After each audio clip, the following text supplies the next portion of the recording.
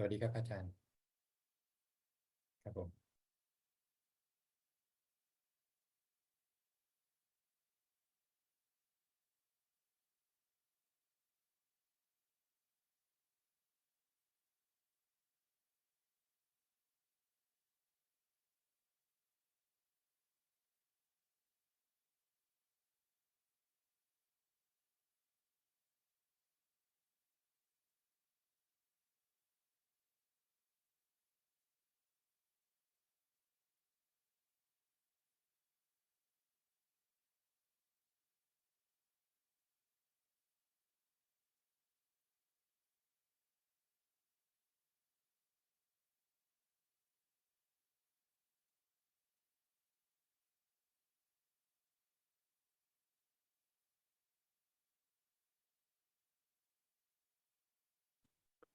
Hello, everybody. Welcome to another Dhamma meeting where we will discuss the Buddhist practices of charity, morality, and meditation. Everyone who is interested is welcome to join. We shall start with our first participant tonight, which is Alvin from Malaysia. Alvin, good evening to you. Namaskar, Ajaan. I don't have any question, just listening today, Ajaan. Okay, Thank next is from Penang, Malaysia also, Kek Yen So. Ajaan, good evening. I'm listening tonight. No questions. Okay. Go to Levan, I think from California. Hi, Ajahn. I have two questions. First is like, what is there a purpose in life when, if I consider that we have to go through many rebirths, like repeating the same things over and over again? And the second question is there some, can we choose our family, or I don't know how rebirth, you know, like And we have one question at a time first because okay, you want to know the purpose in life? yeah, because sometimes I feel like it's kind of meaningless in Well, some way. you have to first ask yourself, why are you here in the first place? Do you know why you are here? I don't know. Okay, Ignore. so there's no purpose really if you don't know. Oh. See, when you go to some place, you have a purpose, right? You go to food, you go to market, you want to buy some chicken or some vegetable. You go to school, you want to study. So there's always purpose when you do something. But if you don't know what you're here for, so there's no purpose for you then. I just know that I want to learn. So okay, I see. No, I think what I'm trying to get at is that if we don't have the Buddha's teaching, we don't know what's going on with ourselves, really. With the Buddha's teaching, the Buddha say our birth, our continuous rebirth is caused by our cravings, craving for sensual gratification. So we go after the sensual objects. And in order to go after sensual objects, we need to have a body which have the sensual organs, the eyes, ears, nose, tongue, and the body, so that we can then access the sensual objects, which are the form, sound, smell, taste, and tactile objects. And this is why that's why we are here today. And in this world, we exist in this sensual plane of existence because we have sensual cravings. We have sensual pleasure cravings. This is what brought us here. And it will keep bringing us back because no matter how much you have, you have access to your sensual objects, you will never be satisfied. You will never be content. Your sensual cravings will never disappear. So when your body dies, the mind which comes and possesses the body will be driven by the sensual desire, sensual cravings to go get a new body. So this is why we are here. There's no purpose. The purpose of us being here is to satisfy our sensual craving, our sensual cravings. And this will keep us coming back again and again. No matter how much you have access to, you can become the president, you can become king, but it's temporary, right? Then you die.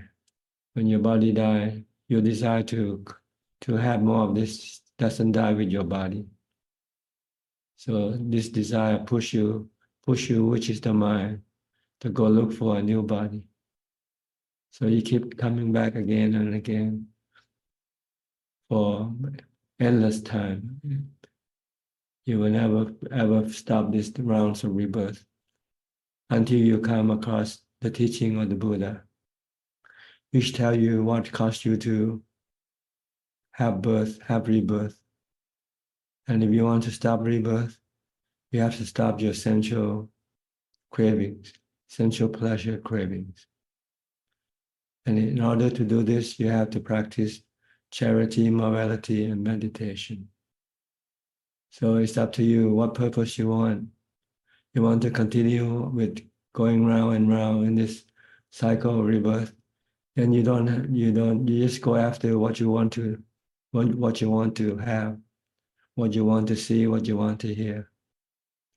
But if you want to stop this round of rebirth, then you have to practice charity, morality, and meditation, which will stop your sensual pleasure craving. Okay. So the purpose is now for you to choose. There are two options: to continue with your rounds of rebirth or to stop your rounds of rebirth. Mhm. And in order to stop your round of rebirth, you have to stop your sensual cravings, And in order to stop your sensual cravings, you have to practice charity, morality, and meditation. Does this answer your question now? Yes, thank you. Yeah. Okay, what's your second question? The second question is like whether we have a choice of like which family we want to born with, like in the future. But I think this is not important. So now I got this first question. Yeah, it's not, you cannot control this process. It's like driving your automobile and you stop at the intersection and you find there's a car in front of you, a car to the left of you, behind you, and to the right of you. And you say, I'd like to meet them again in the next time I come back to this intersection. You think you'll meet them again next time? Mhm. The radical is probably no, right? Yeah. Okay. No, I'm just curious. There's some people born in very good family and some born in broken families. So I'm just curious in the process that do we intentionally have some choice? This in you this have whole, choice. It's a general choice. It's not a specific choice. But the Buddha said, if you do good karma, you're reborn you have a better birth, better family, better wealth, better status, and so forth. If you did bad karma, you have bad status, bad everything in life. That's why we have people who have good things and have people who have bad things. And this part of it, not all of it maybe, but part of it is because of the karma we did in the past. Mm. Mm. given an example of the Buddha before he became born in this last life. Before that, he was one of the, what you call his name? He was the Pavecha Santara. He was born as a rich man, but he gave his wealth away when people asked for help. If they need something, if he can give them something. So he did a lot of charity. And from this act of charity caused him to be reborn as a prince in his last lifetime. Mm-hmm. Yeah. Okay. So if you still have to reborn next time and you want to have a good life, a better life, do a lot of charity. And also don't break the precepts. Don't kill, don't steal, don't cheat. Then you will be guaranteed a good birth next time as a human being. But you still have to get old, get sick, and die, though. Mm. But if you don't want to So- get old, get sick, and die, you have to go meditate and stop your cravings. Mhm. Mhm. So you have a choice now. Many Yes, choice. yes. If you still want to be reborn, you can. And you want to have good birth, you have to do good karma and avoid doing bad karma. But if you want to stop rebirth altogether, then you have to practice meditation, bhavana. Become a monk or a nun and keep the 10 precepts or 8 precepts or 331 precepts, I think, for bhikkhuni. This is to stop your craving, see. All these practices are designed to stop your craving. Mhm. Yeah, there's not many opportunity for bhikkhuni in America, so I will have to look around. Yeah. No need to become a bhikkhuni. You can practice as a 10 preceptor or 8 preceptors. It's the same thing. Okay. I don't think they have. The precept is not that important. What's important is the meditation practice. Mhm. But the precept has to be a minimum of the eight precepts, at least 8 precepts. But you don't have to go become a bhikkhuni. If there's none, then don't worry about it. Mm. Don't make it the cause for you not to practice at all. Yeah, excuse. Yeah. Yeah. Oh, thank you, Ajahn. So helpful. Thank you. All right. Hope you now understand better what is your purpose in life is. Okay. Next, Kenneth, Professor Ken, Bill, Switzerland. You went to visit the monastery again with Claudia. Yes, I went on Sunday. Did you hear about that? Oh, someone sent me some photos. Oh, okay. Nothing is secret these days. Yes, Ajahn, I have a question, actually a practical question relating to the monastery. If we see a monk, or we know a monk there, is it appropriate to make a general offering like, Bhante, if there's anything you need, I'll provide it? Can I say that to a monk? Yes, if you like to, or you can be specific and maybe indicate the items that you will be willing to offer. Like if you need transportation, I'll be willing to pay for your transportation. If you need robes, I'll be happy to give you robes. But if you have an open, then he can ask you anything. It's up to Okay, so you that- how to make your offer.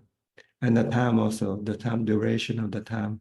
This offer, like they have sales in the market, you know. limited time. Yeah, I was just wondering if it's okay for the monk to accept that kind of open Yes, because the monastic code of conduct prohibit monks from asking for things from people that is not his relatives or someone who has offered their offering before. Okay. So that if he asks you and you didn't tell him before that you're happy to give him what he needs, then he's breaking the precept, the monastic code of conduct. Okay. But he can tell you in a roundabout way, though, that my robe has torn up and I don't know where to get a new robe, for instance. He's not asking you, but he's just telling you his problem. Then if you want to be charitable, you say, okay, I'll be happy to get you a new robe for you, something like that. Okay. Okay. All right. That's very clear. I just didn't want to do something that would compromise.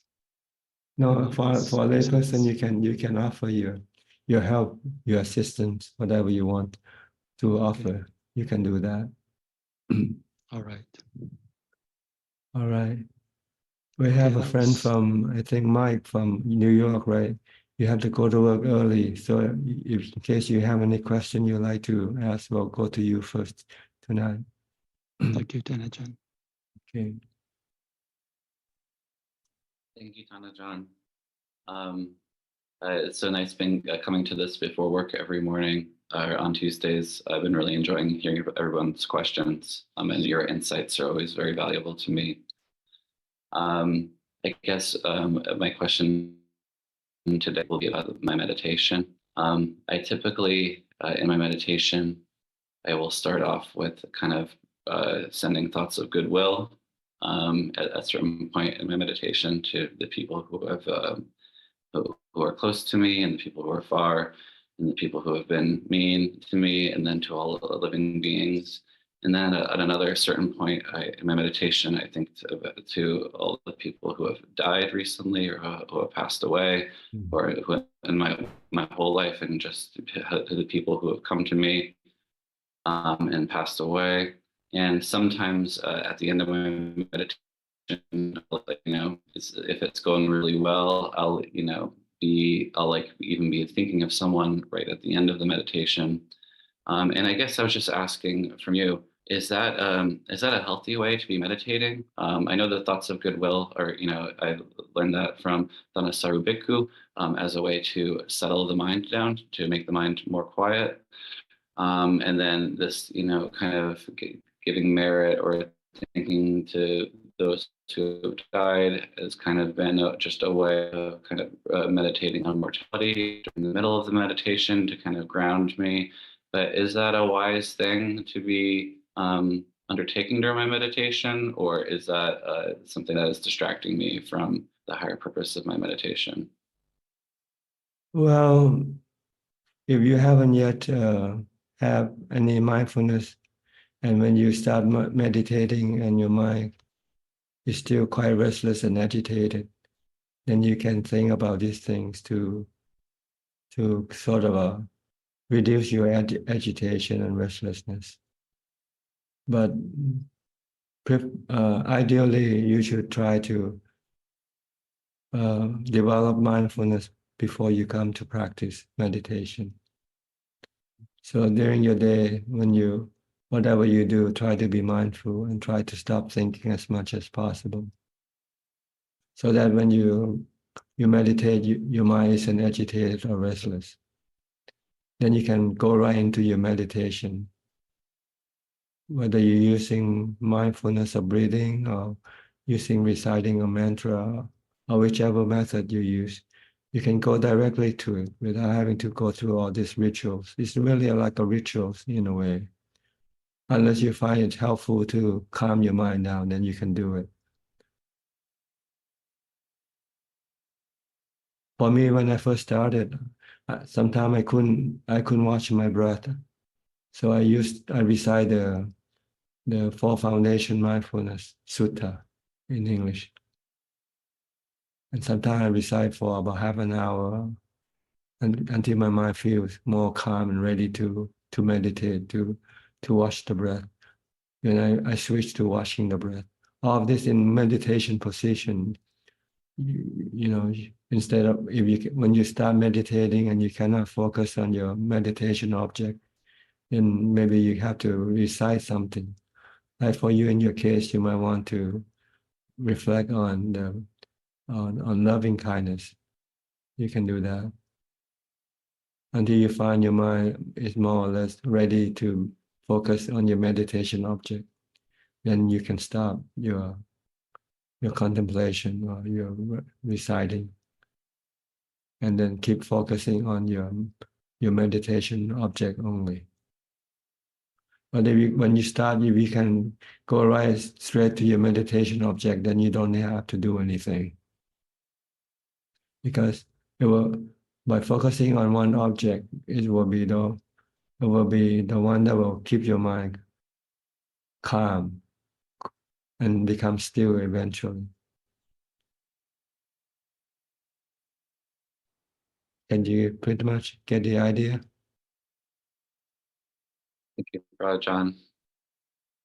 Okay. Is that all for you today? That's all for today. Thank you. Okay. I'll go to the next person on the queue, which is Claudia from Switzerland also. Good afternoon from Switzerland, Tana-chan. No questions today. It was a very good time at the Dhammapala monastery and talking with Kenneth, and it was a really good time, and I'm looking forward for the next time to be in the monastery. It was very quiet, very calm, and yeah. Did you stay overnight or you just for No, the day? Mhm. for the day, yeah. Just go in the morning to offer food? I went in the morning. I didn't offer food, but I did a donation. Mhm. I was spending money to support the monastery. Mhm. And you stay there for a while listening to Dhammatalk, talking to the monks? No, I did not talk to the monks. So Kenneth and I had a very clarifying talk about my question from last week. It was very helpful. And I spent quite a while in the big meditation, not so big, but in the meditation hall. It was beautiful. And after that, I spent another hour in the library that I enjoyed very much. I like the library very much, especially the books from Ajahn Mahabua. Mhm. So yeah, it was a very good day. So it was a day trip for you. Yes, yes, yes. You drove there, you drove up there. Yes, with a train. My Uh-huh. husband did stay at home because he was sick, but he told me I can recover alone. So I took the train, and yeah, it was Okay. beautiful. Not too far from where you live. About 2 hours by train, about 2 hours. Okay. So it was also a very quiet ride in the train, almost no people there. So I tried to use that time also to meditate a little. It's a little difficult in the train when the landscape is so beautiful, but I enjoyed the silence very much. Very good. So you can always go there anytime you like. Then you can do it on just a day It's a trip. blessing. Very good. Maybe next time also stay overnight and do some meditation. I hope that in summer I will feel strong enough to keep the 8 precepts. 7 are easy. The precept not to eat after lunch is not so easy, but I really want to work hard on myself. And I was talking with Kenneth about that. And so if Kenneth will stay for some days in the monastery, and I also could stay for 2 or 3 days, I would go there when Kenneth is also there, that he maybe can motivate me not to eat after lunch. So I think I need a good Kalayana Mita to support this in the beginning. Well, I think they don't have any food after lunch in the monastery anyway. Yeah, but at the central stations they have. So I really need to. Oh, I need a lot of strength because this is the most challenging precept, but I really have the will to do it. I really want to do it in this summer. I hope so much that I will have the strength. yes. Where there's a will, there's a way. Yeah. Hope, Yeah. hope you can do it. Yeah, I will keep you informed. Okay, good. Yeah. All right. Is that all? Yes, thank you very much. Okay, I'll go to Bangkok now with Jordan. Jordan, how's your Thai? สวัสดีครับ ท่านอาจารย์ สวัสดีครับ สบายดีเหรอ 900 Okay. So สบายดี how's ครับ everything? Okay. Yeah, everything school is going well, and I went to visit Wat Boan Yeah. last Yes. weekend. Unfortunately, I can't stay there. They don't have the same accommodations for lay people that they did in the past. Mm-hmm. But it was still very nice to go and visit, and I had quite an adventure actually. I went and I brought some food for the meal offering, and I met a monk there who took me to see a senior monk to inquire about staying as an Amiraman, and I just wondered if you might know these monks, and then eventually I got to speak with the abbot, which was very nice. And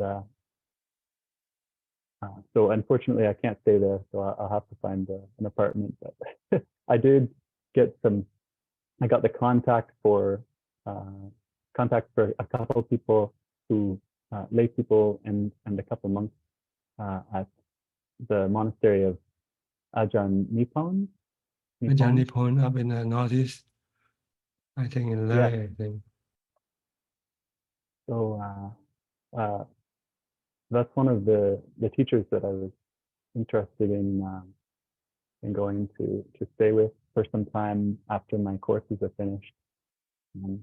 So now I have a contact. Good. You just keep searching, keep asking around for. Once you get to that monastery, you can also ask around for some other monastery, similar monastery. Okay. But you heard of Ajaan Martin Monastery already, right? I have. Okay. Yeah. Was you were all, I guess, already at Wat Yan when Ajahn Martin started with Langta Mahabua? Is that? Yes, I never stayed with him at Wat Pa Banta, but I think he came to visit me once at Wat Yan a few years ago, if I remember correctly. Okay, so that's an idea. Or maybe not. Maybe my memory is not a little bit good on this point. Okay. But you just go ask around from one monastery to the next, and you eventually find the right monastery for you to stay. Okay. When you were at Wat Bhawan, did you meet any Westerner monks? Just when I was about to leave, there was a monk I was told he was from England. He came out of his kuti, and but he was sort of in a rush. I might go try to see if I can talk to him next time. But he was on his way to somewhere.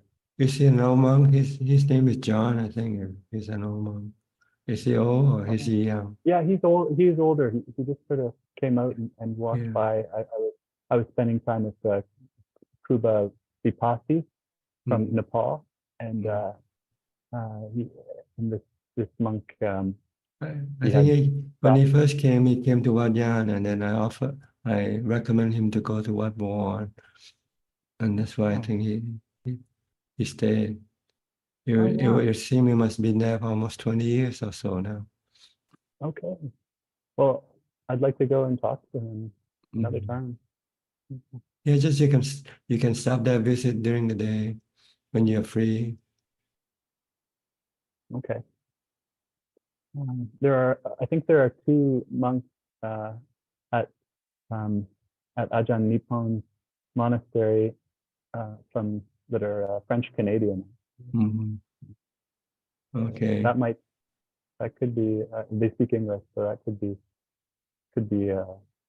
hopeful. Maybe there are a couple English speaking monks there who knows, but I'll go there. Just have an open mind and just go look around. Okay. Mm. Okay, do you have any question tonight? I was wondering, Ajahn, about so I've been experimenting with sometimes using a Suba practice in a way like looking at sort of images of the body in various stages of decay to help with sexual desire, and I know that's not sort of a deeper a Suba contemplation, but I was curious about what it is like, what a Suba practice is like when it becomes more internalized, I guess, when at later stages.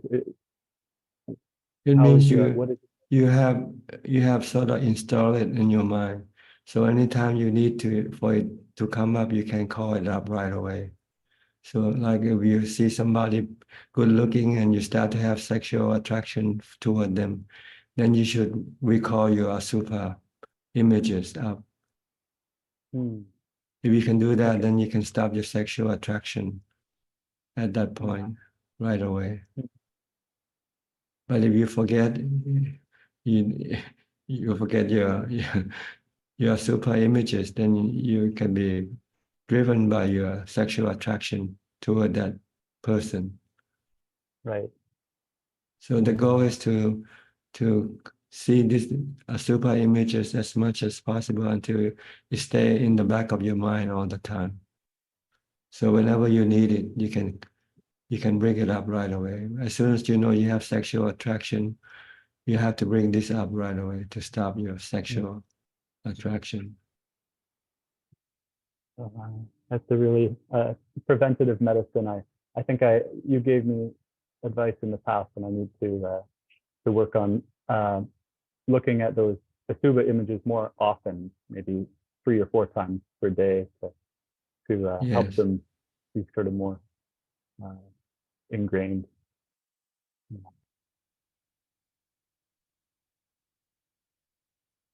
Good. So Try to contemplate on this if you can. But if sometimes you feel bad about it, then you should stop for a while first. Okay. Sometimes your mind is not ready and it can react negatively. Okay, I'll keep that in mind. Thank you.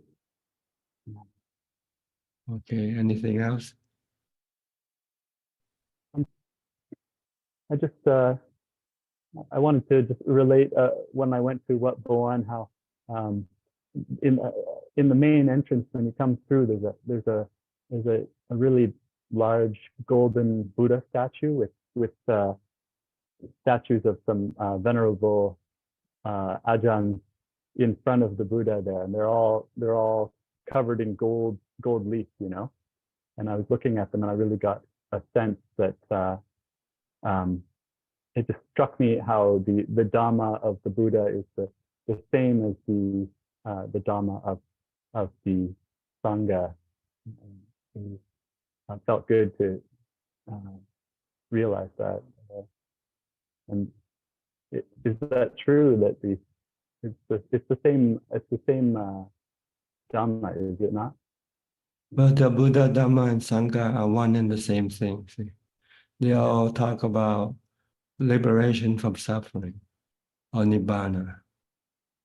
So if you either see the Buddha or study his teaching or talking to a monk, a noble monk, they were always talking about getting out of samsara and go to Nibbana. They won't teach you anything else. They only teach you to go to Nibbana. And their enlightenment is the same, is it not? Yes, they have all reached the same destination, which is Nibbana. Yeah. And they say this is the best destination to go to visit, to go and live forever. Never return to this world of suffering.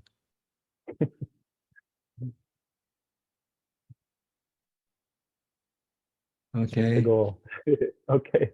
So don't forget your meditation while you still have to study Thai, huh? Do it together. Okay. Yeah, I will, Ajahn. And I'll take 8 precepts as often as I can. I would like to at least on the weekends. Yeah. And try to stay inside as much as possible also. Only go out when you really have a purpose, a need to, not just to go loitering around. There's so many reasons to go to 7-Eleven. I don't. Most of them aren't really good reasons. So. Try to make a list of everything you need before you go, not just go every time you need something. Okay. Make it a point to go maybe only once a day or once a week or something, and just get what you need, and then. Okay. Because if you don't curtail your activity, you will find it difficult when you become a monk. Because when you're a monk, you're not allowed to go anywhere. You have to remain in the monastery. Only go out during alms round only. I understand. Okay. Yeah. So you should try to live as a monk as much as possible now, even when you're not a monk. Okay. Yeah, I think otherwise it'll be too much of a shock to the system. Yeah, right. You make yourself prepare yourself ahead of time before, so that when you become a monk, it's not so much of a change. Okay.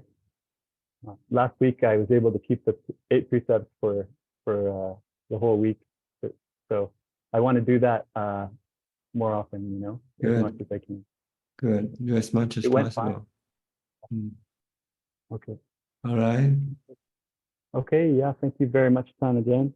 Okay, I'll go to your father now from Toronto. Trevor, your turn. Your turn. Good evening, Ajaan. Very nice to see you again. Yes, good morning to you. Yes, I don't have any questions today. It's very nice to see Jordan and looking happy, and I hope he finds a place to live in Bangkok today, and soon for his teaching, for his classes. It must be hard living in a hostel, trying to be quiet and study, and maybe someone in this group will put a word out, and someone they know in Bangkok will offer him a nice place to stay. That's my hope. I'm to report. I am regularly meditating, and again, it's the highlight of my day. I'm really enjoying it, and reading Dhamma books, and I'm really feel I'm in a good place, even though my Dhamma teacher is gone. My son is in Bangkok. I'm trying to make him proud and follow through with my my practice. And one thing arising from the conversation, from the questions of when I thought, maybe it's better not to come back in a good family with status and wealth, because wouldn't it be harder to turn your mind away from that and leave it all to practice. I'm thinking that would be a heavy burden, really. I think so. If you study the biography of most teacher meditation masters, they all came from poor family, farmers family. Ajaan Man, Long Ta Mahabua, they all came from the rural area of Thailand. Right. Okay, that makes sense, because I think it'd be very hard to if you're surrounded with wealth and everything is going your way, That's right. Okay. If you're Right. happy, if you're comfortable, why do you need to go look for anything else, right? Right. And there's no suffering. You're not suffering. Mhm. Well, I'm not suffering. This is great. Mhm. But I'm glad I'm not surrounded with wealth and from a wonderful family and all the rest. I would maybe not have come along this path as far as to come across this and found it interesting and found it attractive. So I'm very, very thankful to you, and I'll wish you the very best, and hope to see you again soon next week. Okay. Nice to see you too. Stay healthy and bless you. Okay, thank you. Next, Titima from Bangkok. กราบนมัสการค่ะพระอาจารย์ I practice to have mindfulness all the time and keep my 8 precepts for 4 days a week, and I don't have any question. Okay, good. Keep it up.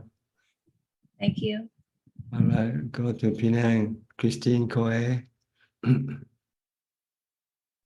Good evening, Tanajan.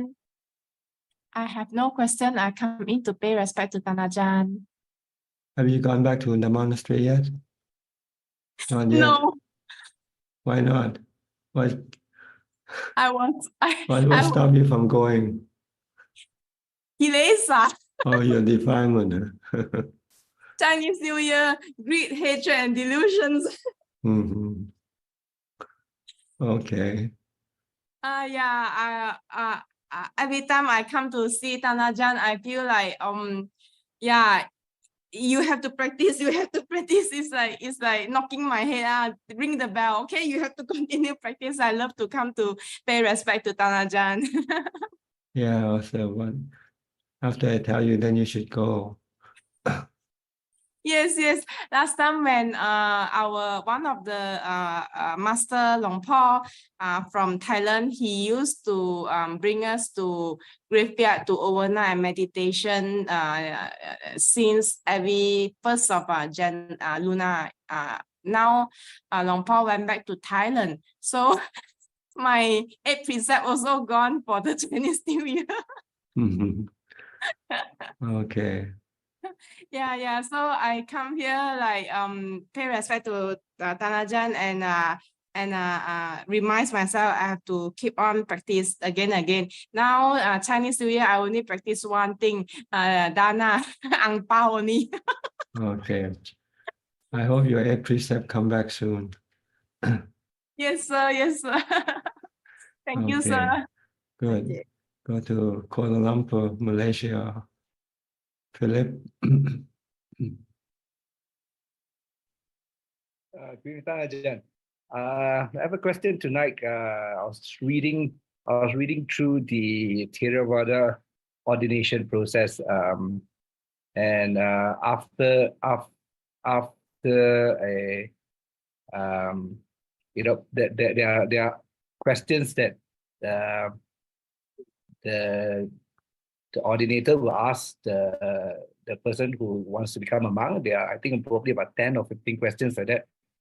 Some of it, do you have like tuberculosis? Do you have like boils? Do you have eczema and things like that? Does it mean that all these questions has to be answered no or in a correct format in order to become a monk? Yes, you have to tell the truth, you know, whether you have syphilis or not, or you know, gonorrhea or not, you have Okay. AIDS or not, so Right. that we have to screen people. We don't want to get people with contagious disease into the Sangha. Okay, okay. So I mean, like things like eczema. I mean, to what extent is that eczema? I mean, sometimes you get eczema when you get a bit of dust on yourself. You know, is it constitute a no to the Sangha? I think you have to worry about it when you want to be ordained, and then you can talk to the preceptor yourself. Okay. I'm not informed about these things to give you the answer. Okay. But Okay. generally, people who come to Wat Yan to ordain, they were required to do 2 extra screening. One, to get a health certification from the hospital that you're healthy, have no disease, contagious disease, like AIDS or things like that. And then you have to be screened by the police that you have no criminal record also. Okay. This is additional to the Vinaya, to the monastic, to the ordination procedure. Okay. Due to the change of time, Okay. Okay. So there is a I'm not to say weird question that it was inside there. There's one of the questions that, are you human? I mean, I guess because during the Buddha's time there was some non-human who can disguise as human to become a monk. So they have to check whether you're human or not. See? Okay. Okay. Yeah. So because I was scratching my head. Why was the question, are you human? Yeah. Okay. Understand. But don't worry about these things. I think some of them are out of date, but this thing sometimes they just answer ritually more. Right. Just do what the preceptor tell you to do when you are there. Okay. Okay. Okay. All right. Again. All right. I'll go to California now, to Stalin's wife. Hi, how are you, Mrs. Stalin? Doing all right, Ajahn. My question is on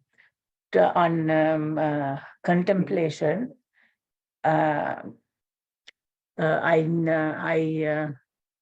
When I contemplate, I always use the Paticcasamuppada.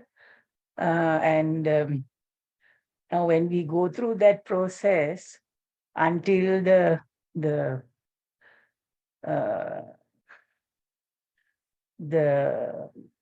5 senses that has already come into birth with this body, right? So at the feeling, when we contemplate, we use the 5 aggregates, and when we contact, we use the 5 aggregates to bring about birth again and again with every thought, right? Well, I think this is not the way to do contemplation. This is more of just give you the general picture of how the mind works.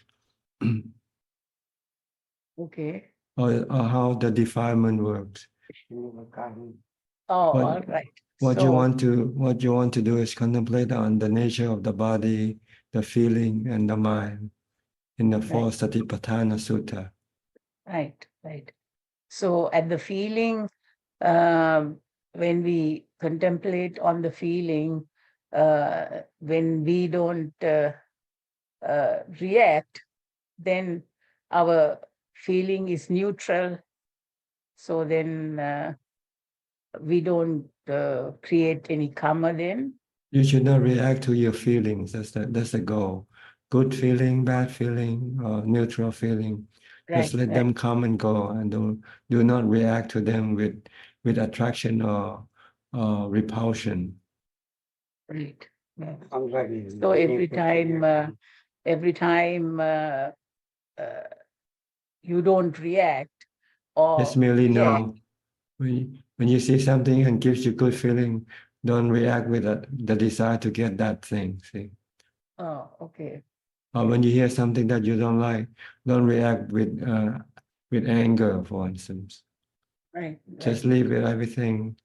Just keep your mind calm in equanimity all the time. Then you can stop your cravings this way. So if you are not reacting, you are at equanimity. That's right. That's right. And Because in order for you to have equanimity, you have to have jhana.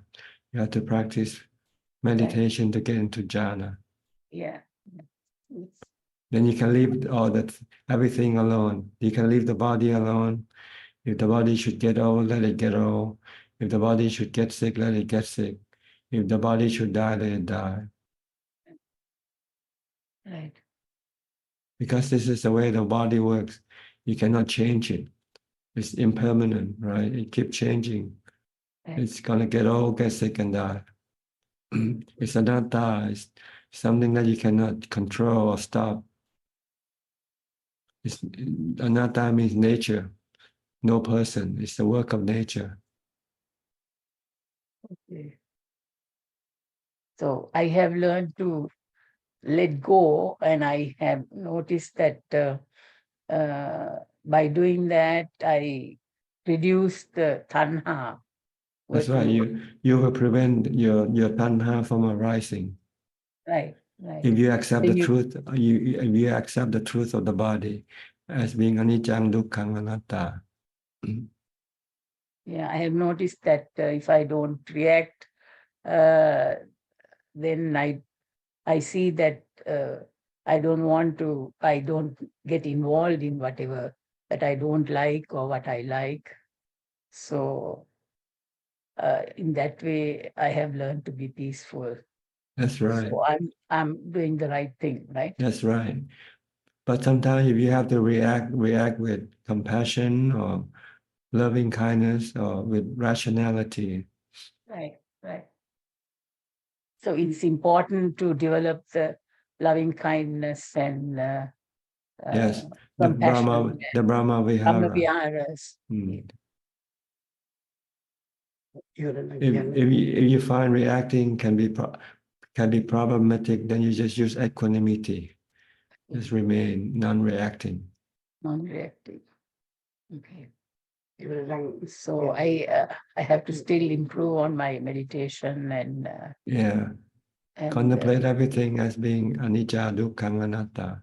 Yeah, I used to be able to go to jhanas very easily when I was much younger, but now it's difficult. It's not your age. It's not your age. It's your mindfulness, really. That's the main problem.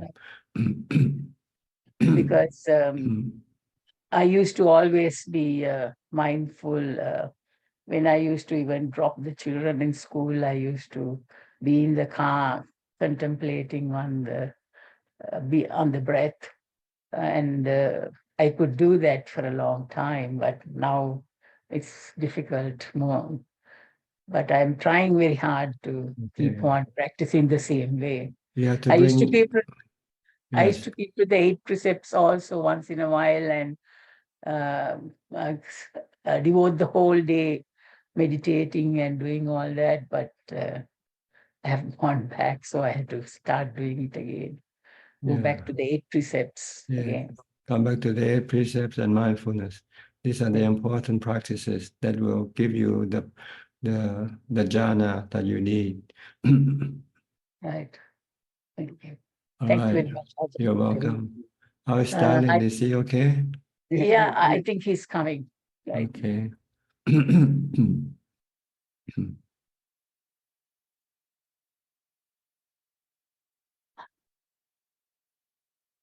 Must be cold in California now. You still have the storm?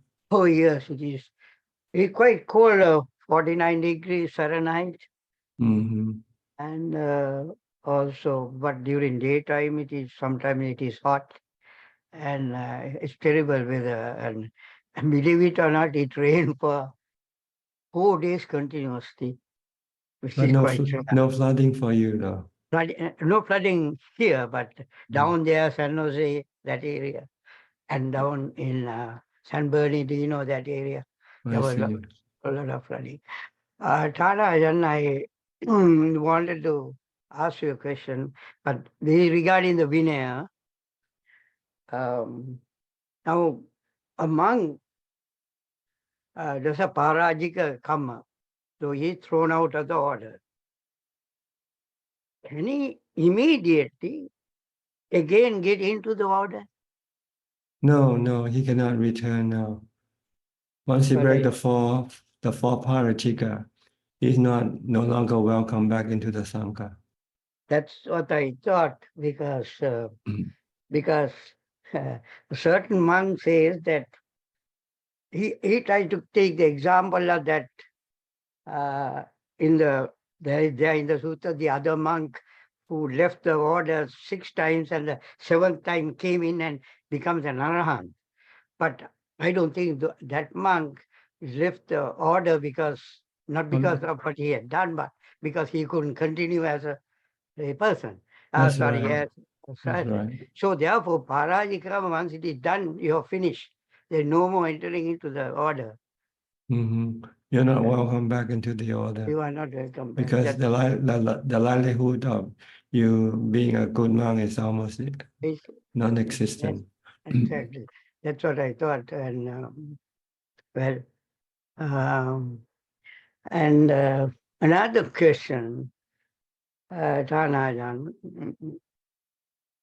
Now, the Bodhisattva, when the Bodhisattva is born, he has not attained anything at the prior to his birth. But some believe that the Bodhisattva was a Sakshadagami because he quoted that this is my last birth and no more births for me, I have broken the rafters and so forth. So for him to say that, he should be a Sakshadagami. But then again, the question arises, if the Bodhisattva was a Sakshadagami, how can it be in Vidyaditi for 5-6 years? Because once you are a once you are a Sakshadagami, you are always in right view. So therefore you can't, from right view, you can't go back to wrong view. So isn't that a wrong idea? That is number one. Number two thing, it is also said that the Buddha, he attains enlightenment in his last birth. Because if he had been an Anagami, Sakshadagami, then he will not become a Buddha once he is born.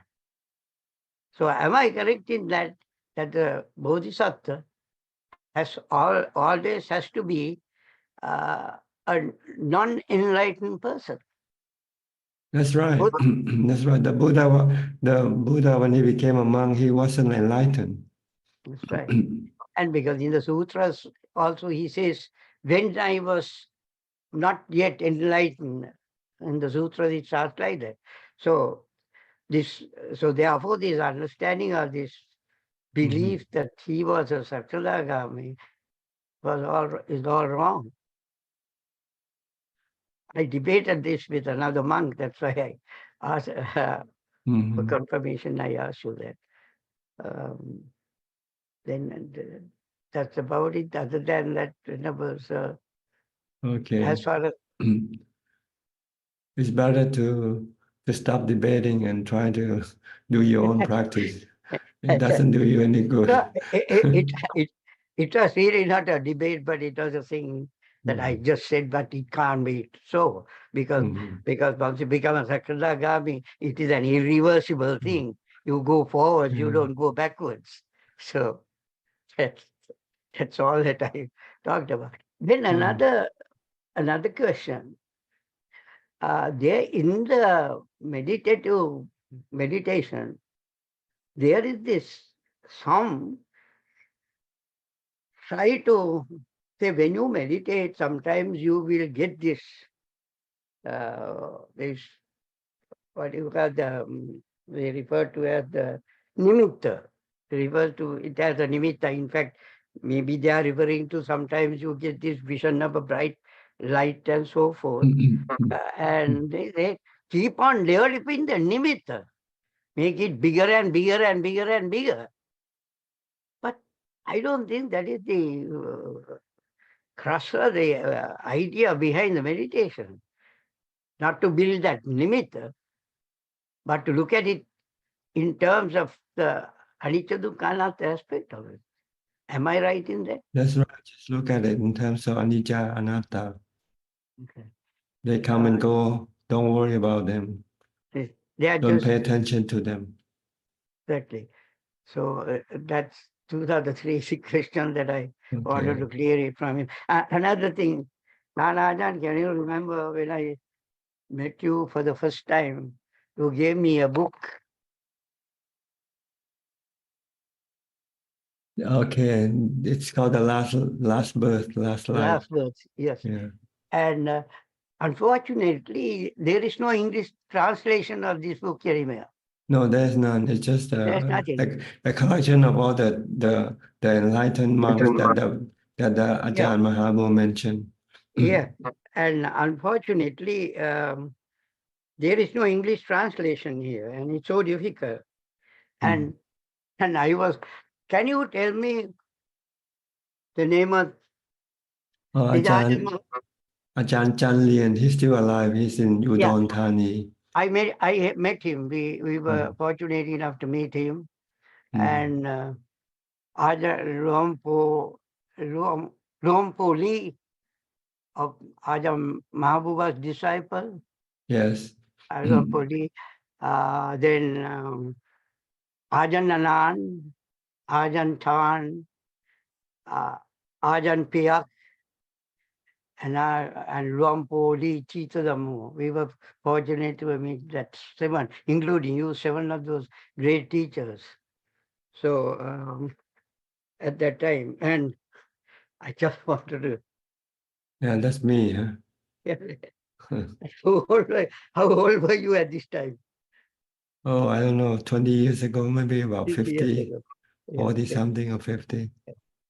No, I thought I'd just show this to the audience also, that they are fortunate enough to be able to question and talk to a monk who is there in this book.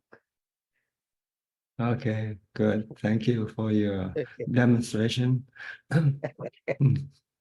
All right. Thank you, Ajahn. Okay, stay healthy, okay? You too. Thank you. All right, next we'll go to Dubai with Aparajita.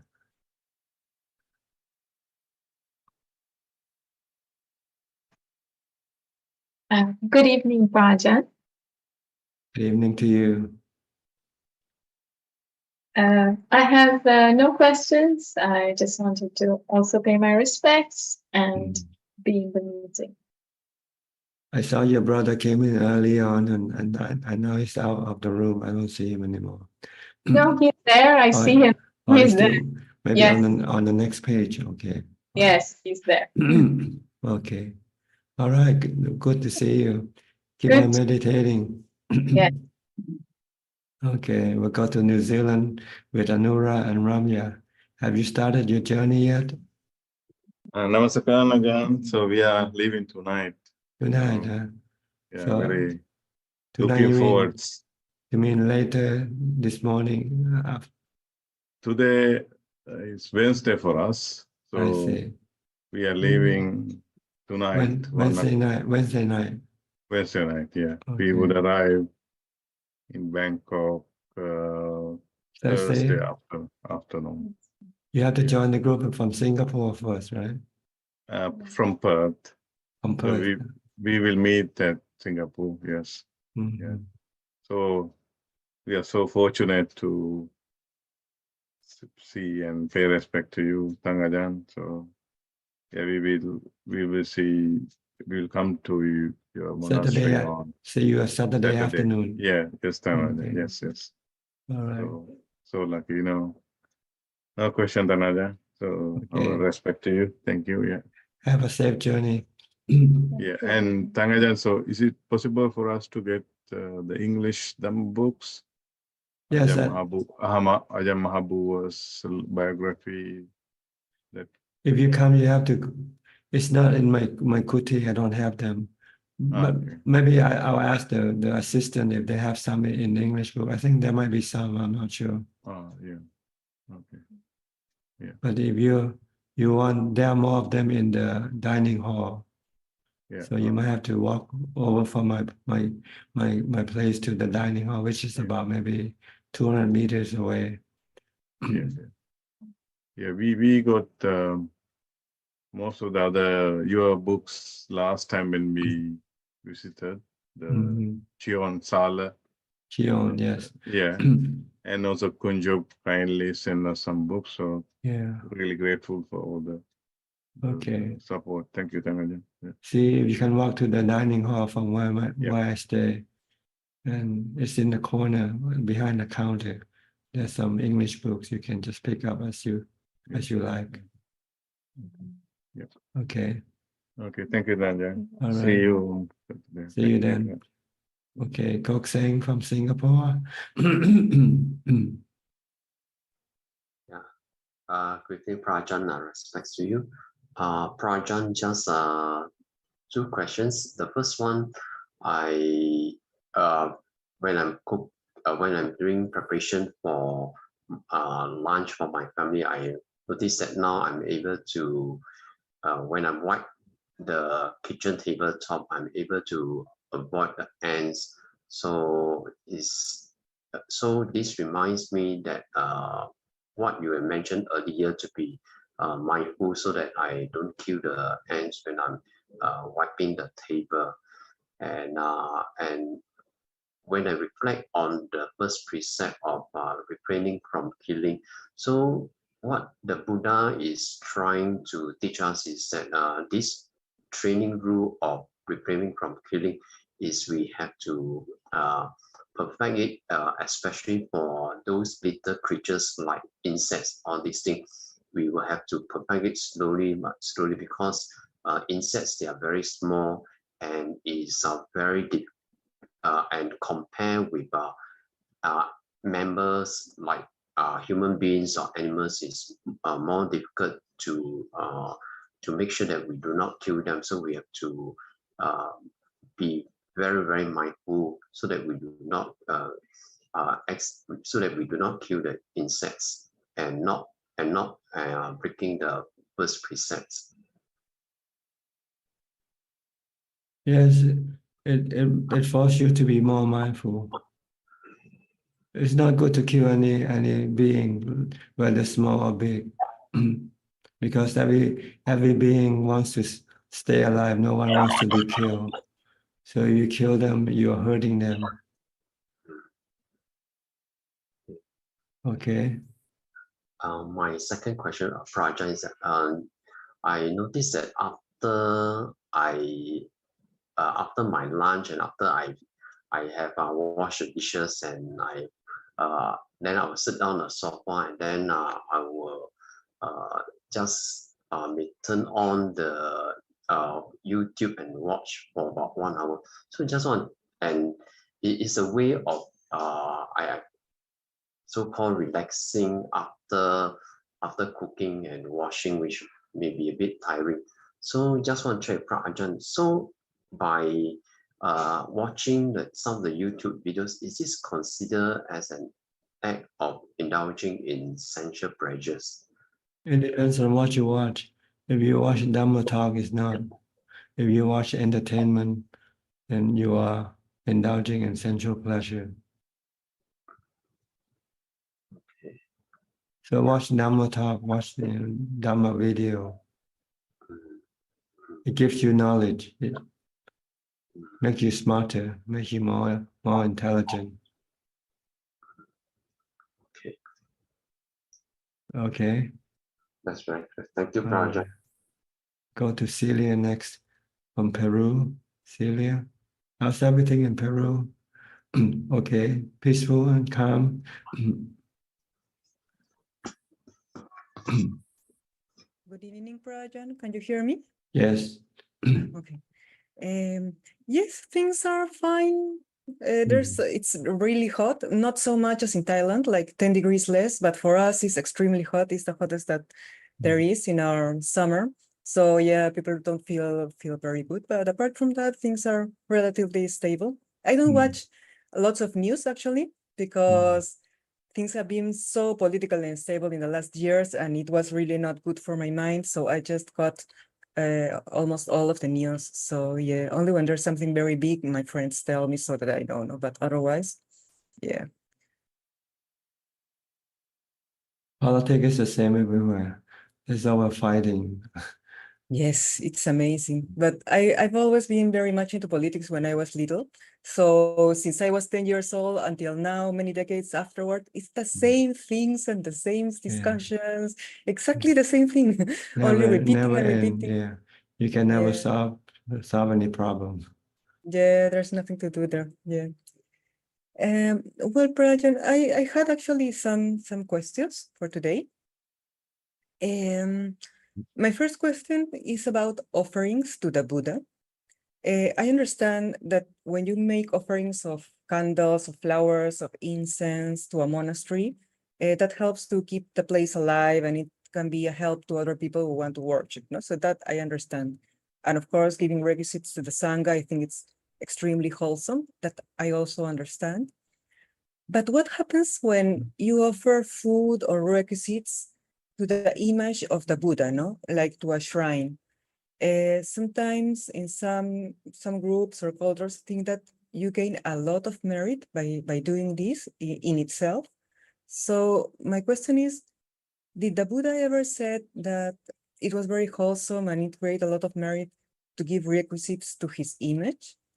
No, never. He never said that.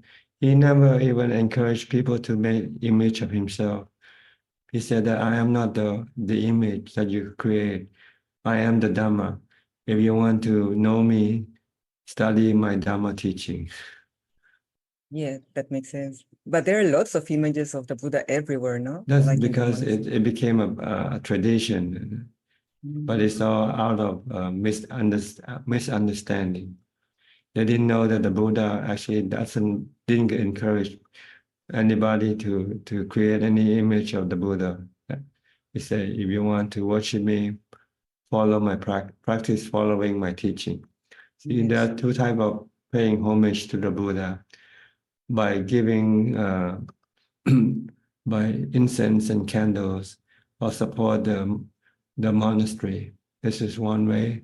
The next way is to practice meditation. This is the highest form of paying tribute to the Buddha, he said. Patibat Bhuja. Patibat Bhuja, okay.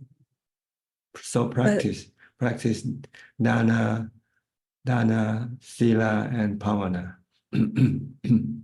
Yes, but then in Dana, for example, there's, as I said, there are some cultures that I've learned that give a lot of importance to this. No, they think that there's a lot of merit, but I see also how it can be, no, because it's like a sort of Dana, like it fights against the stinginess of your mind, and it promotes generosity, no, by giving something. It's only Yes, that. but it has to be more sensible also. The Buddha image cannot eat the food that you offer. That was my doubt. Yeah.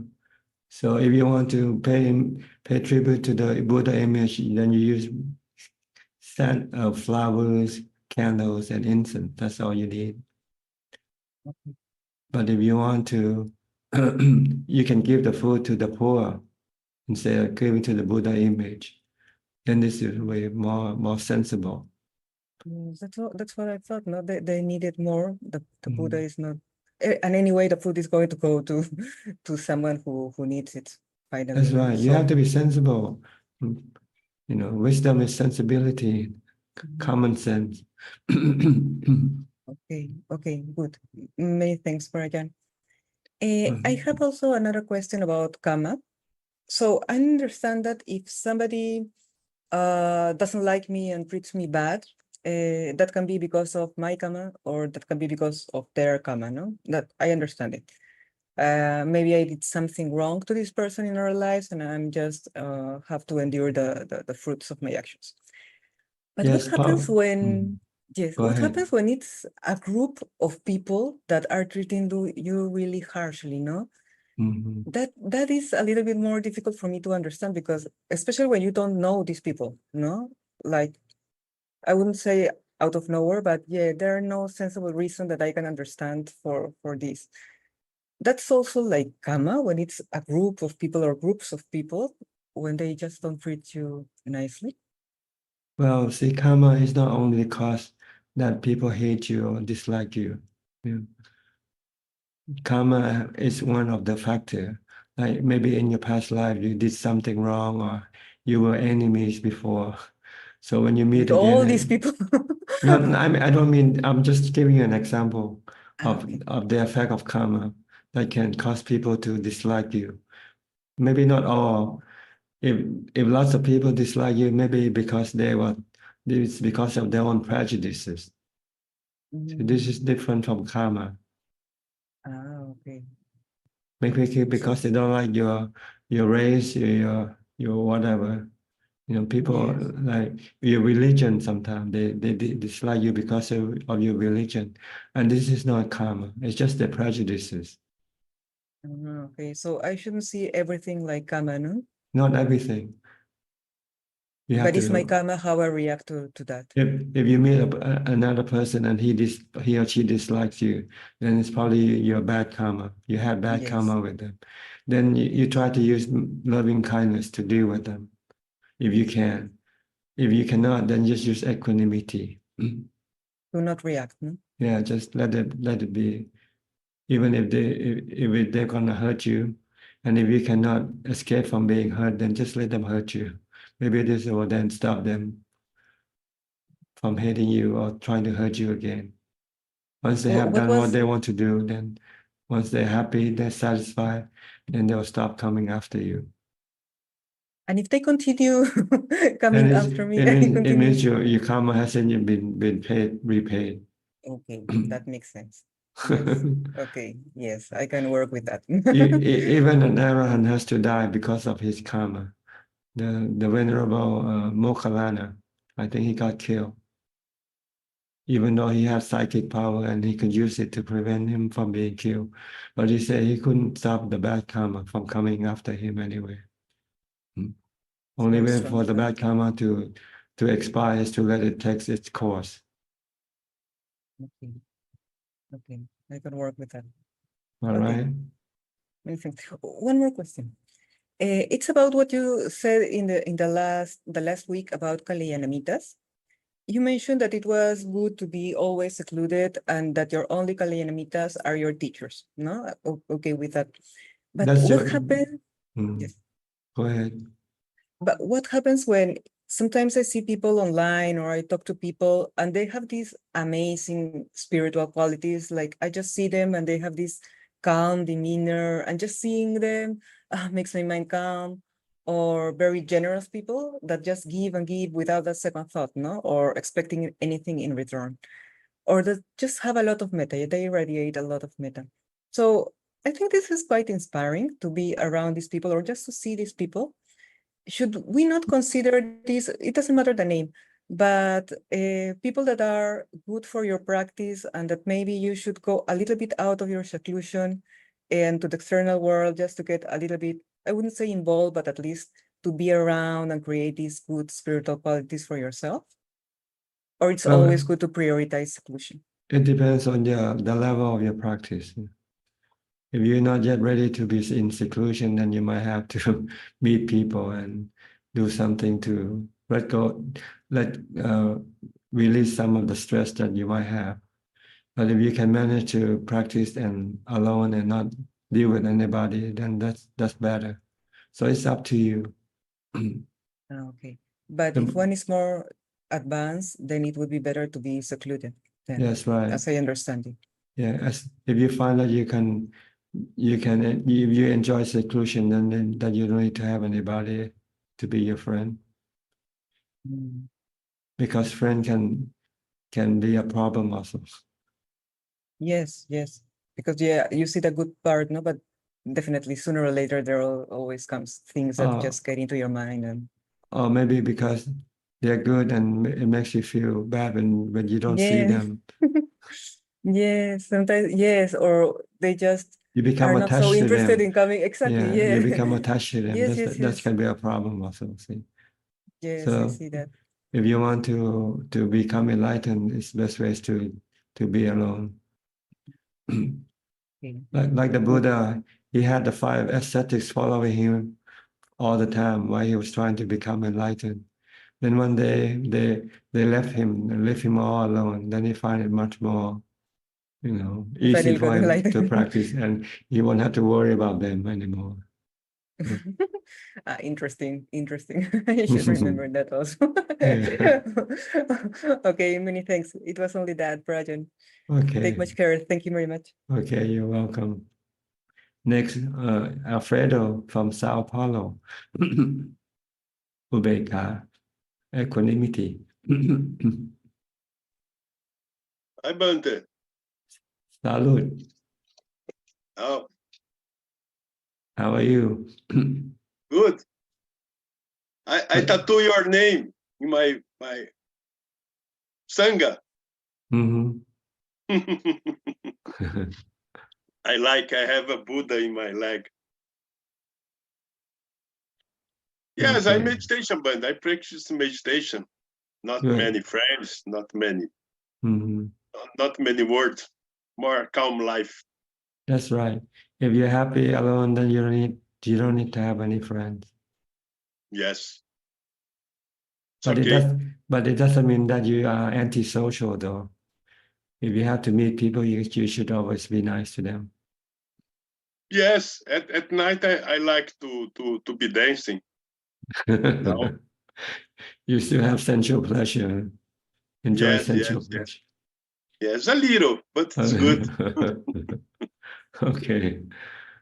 All right. I like to change the terms on times and times. Mhm. Change peoples. It's good, Nebad, Mhm. to know other peoples. Yes, it's It's good good to in know. Brazil. Now it's carnival. The people is very exciting. Brazil is Yeah, it's a sensual pleasure carnival. yes. It's good too. It's good too. Okay. It's good. It's good to see the people's happy, Nebad. Yeah. It's normal. But the Buddha said the happiness from meditation is much better. Yes. Okay. Yes. Okay. All right. The way the way to samadhi is about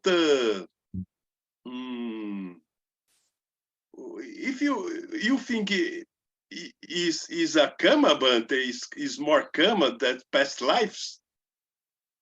Well, past life can have effect on your meditation. If you have practiced before in your past life, then it will be easier for you this life to do it. But if you hadn't done any meditation before, then you have to start from the beginning, see? So that could be harder. Yes. But this you cannot do anything about it anyway because it's already past. Yes. Effort. Yeah. So just do it anyway. Try to do as much as possible. Yes. Okay. Okay, Bante. All Your right. your voice is very good, Bante. Good, huh? Yes. It's more loud. I'm just recovering from a cold, so I still have this kind of not normal voice. It becomes Yes, but it's somehow more loud. louder. Yeah, it can become More somehow louder. louder. Yes, it's better. Okay. Yes. All right. Thanks. Thank you. Thank you. Go to B Ravin from Bangkok.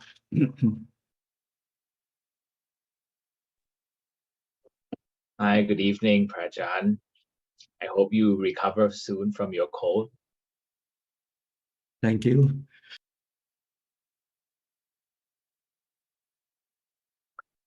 Yes, so Prajan, I have 2 questions. The first question is on meditation. So when I meditate, sometimes when my mind becomes a bit flustered or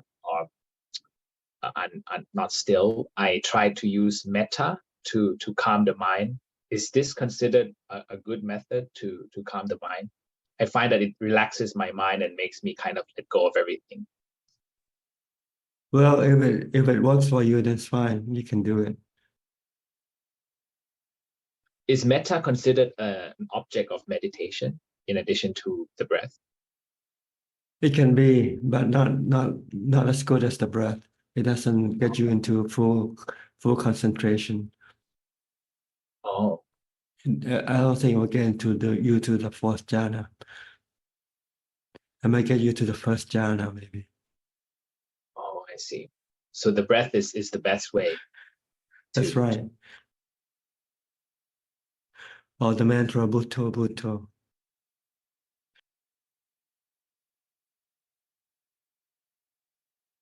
Understood, Prajan.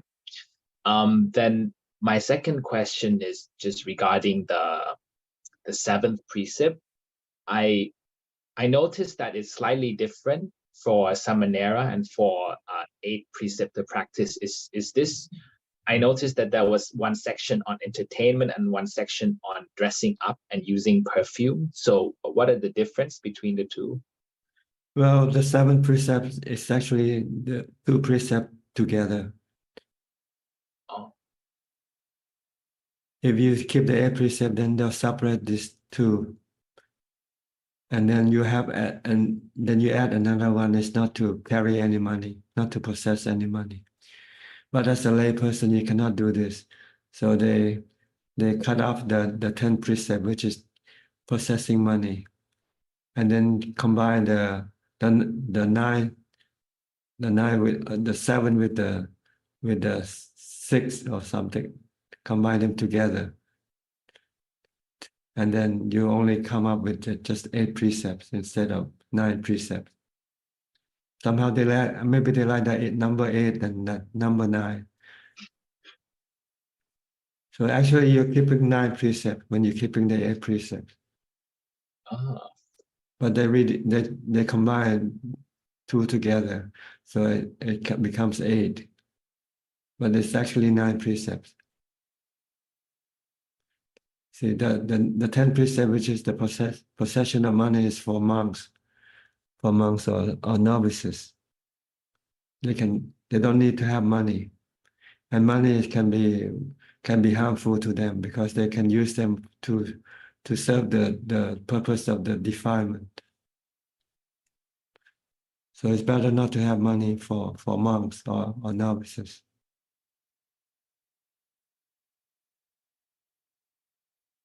Understood. Yep. I was just reflecting because I know Thanajan, you mentioned often to try and keep the 8 precepts. For me, I feel that the 7th is the most challenging, especially with, entertainment or watching TV. Yeah, especially with the Super Bowl. Oh, I didn't watch that. But Oh, you didn't watch that? Okay. But I saw the news. So you follow it more closely than I do. But other sports, yeah, I'm tempted to watch. So I realize it's tougher. I know other people may find precept 6 or 8 more difficult, but for me, it's number 7. So yeah, I was just reflecting on that. Okay. See, the reason why you want to abstain from these activities is because then you can have the time to go meditate, to go practice mindfulness. Because you need a lot of time to do this in order to achieve the result. Okay.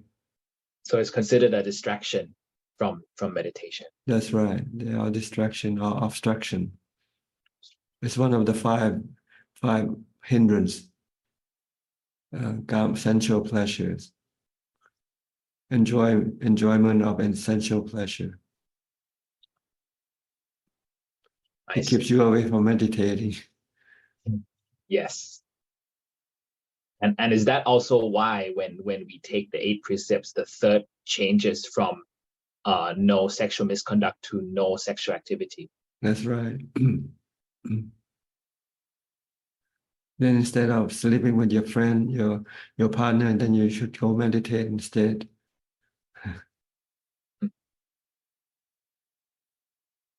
You need the time, see, that's why you have to stop all other activities. So then you can have the time to meditate. Okay? Yes, understood, Prajan. Thank you. Okay. We'll go to our next participant, Tan Jian Wei. Tan Jian Wei, where are you from? Can you hear me? Hi, Okay. Prajan. Good evening. I'm from Malaysia, Kuala Lumpur. Can I help you? What can I help you? Firstly, I will say hi to Aparajita. We met in India when we went to pilgrimage together. Okay. Yeah. So we are talking about which Ajahn we like the most. And then Ajahn, yourself became our favorite actually. I see. And I always follow your WhatsApp chat we receive every morning. So I always read the question and answer, which I really appreciate. I wish to say my gratitude to Ajahn. You're welcome. Yeah, I have one question about blessed water. Less water? Yeah, blessed water. Oh, blessed, okay. Yeah. Is it really effective, or is it like more to faith rather than? Yes, it's just water. It doesn't do anything. It's just what you make of it, that's all. If you think it's holy, it's holy. If you think it makes you rich, it will make you rich, you know. Okay, understand, Ajahn. One more question about meditation. When I was meditating in Sarnath in January, I didn't go through deep meditation, but actually I can feel that there is images floating by, like a monk wearing maroon color robes. So I just wanted to check how to differentiate between your mind playing tricks or really you can feel the images. Usually for most meditators, it's just your mind playing tricks. In order to see the real thing, you have to pass the fourth jhana first.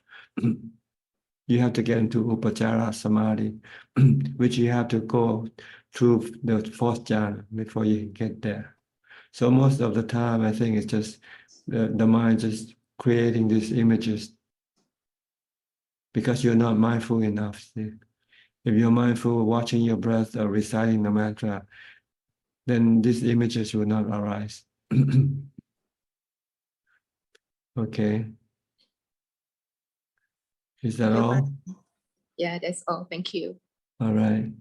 I'll go to Diana then from Wales. Greetings, Tanajan. I was thinking about when if someone hurts us and we feel upset or angry, really it's just ego that's upset, isn't it? And if we think of that as non-self, they can't actually hurt the essential knowing mind.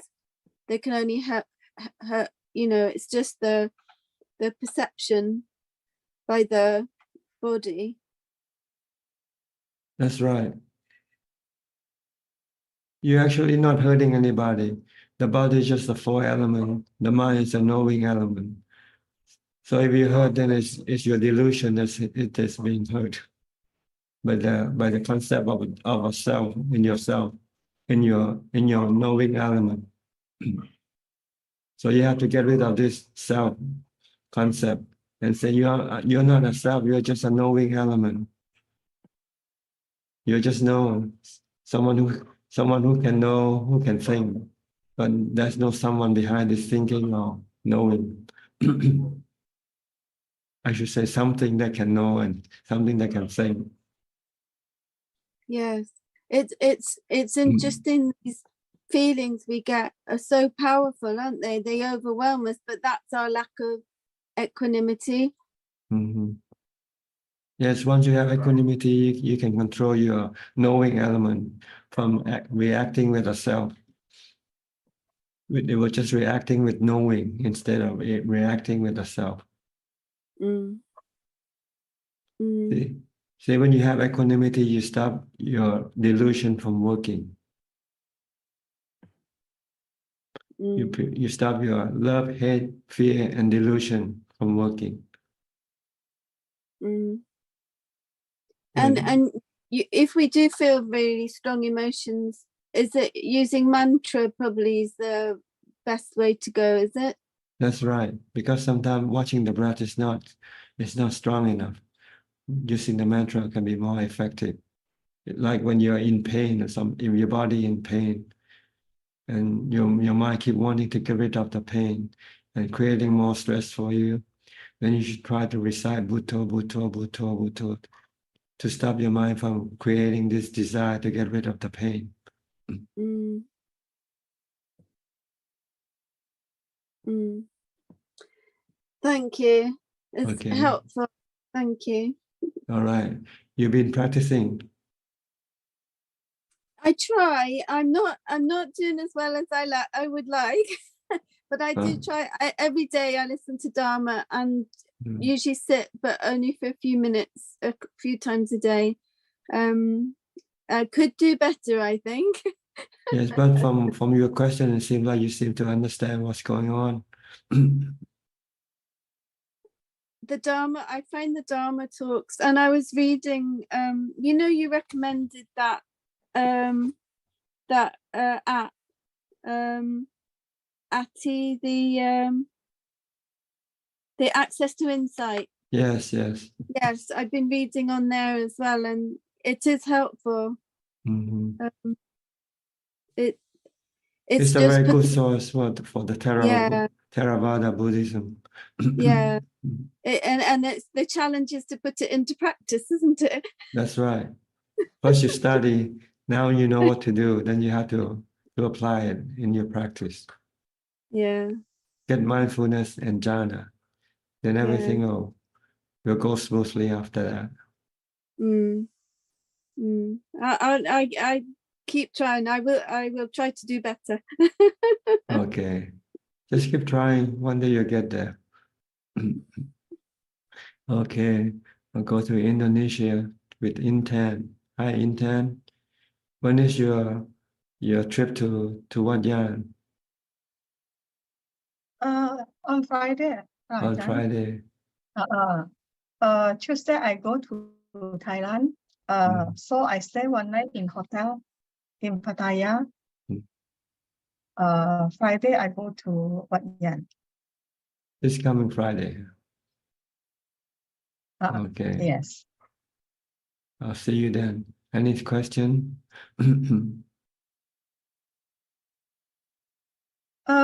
Ajaan, I want to ask to Ajaan. In Mangala Sutta, Buddha say associate with wise person. And now, many person have many definition about wise person. So, what is the Buddha mean, wise person? Someone who understands the law of karma.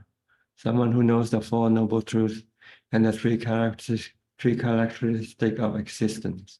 These are wise people. Okay, thank you, Ajaan. Okay. See you on Friday. Okay, see you on Friday. Next, Belinda, back from Wat Yan to back in Singapore now. Good evening, Ajaan. It's the Lunar New Year. What?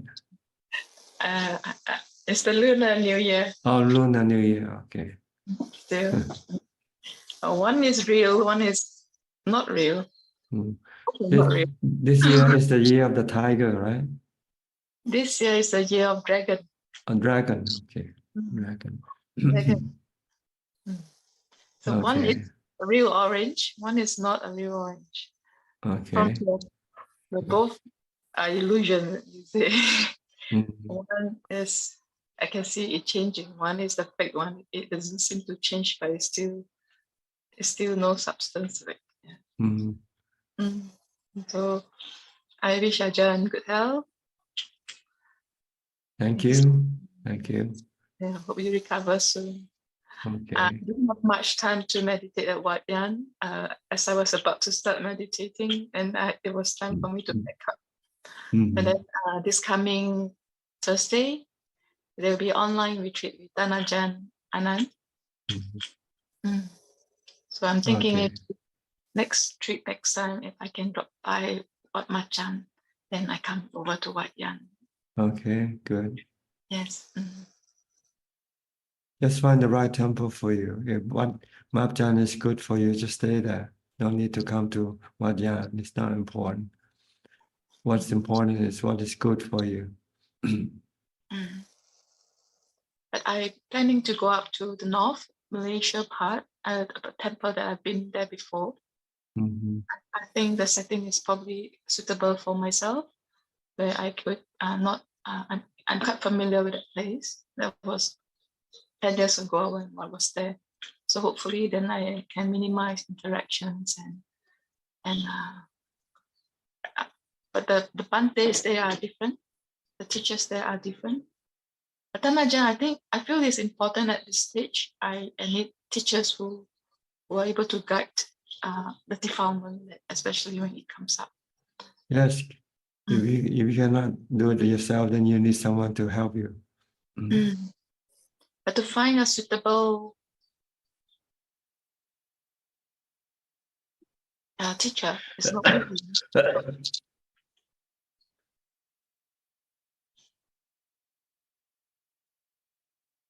Well, you just have to keep trying.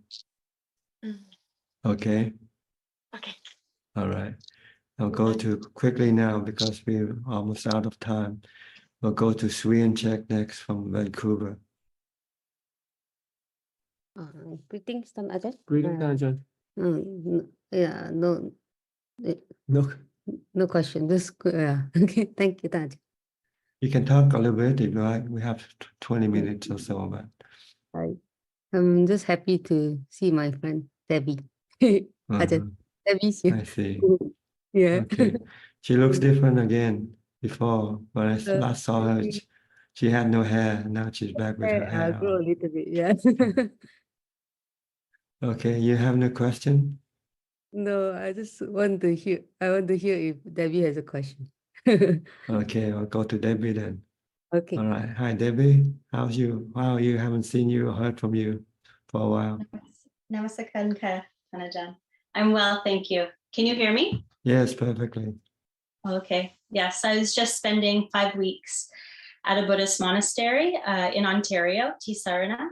It was very good. Naomi is also there. She's staying there until the end of March. She stayed for 3 months. I stayed for 5 weeks. It was very good. Now I'm back. And well, just trying to adjust. I realized my youngest son gets into a little bit of trouble when I'm away. So I just have to find the right balance, how much I'm allowed to go away, how much I should be doing.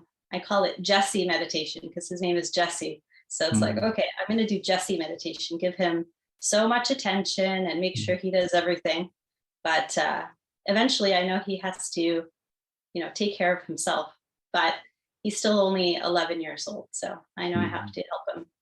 Ajahn, I don't know if you have any advice for me how I can get a balance with, my own personal meditation, which, I feel much more calm and peaceful when I go to a monastery and stay there. But then I don't want to neglect, my children. Thank you. Well, you need to give them all the time that they need, so you just have to see how much time they need from you. If you feel that when you leave them, they are in good hand or they can look after themselves, then you can leave them for a while. But if you feel that even when you leave them and they can be bad or something like that, then you might not have to. You might have to stay with them more. Just look at how they behave. Understand? Yes, I understand. Thank you very much, Ajahn. Sometimes you just have to sacrifice your own time for their benefit, because they're still young and they're not able yet to distinguish good from bad, right from wrong.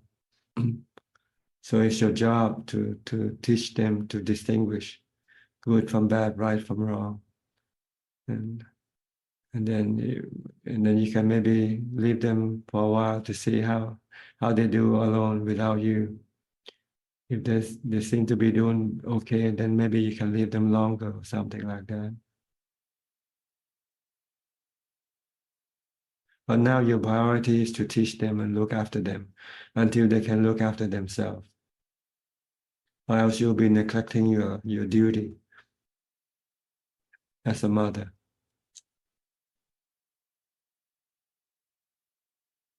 Okay. Yes, I understand. Thank you. Very clear.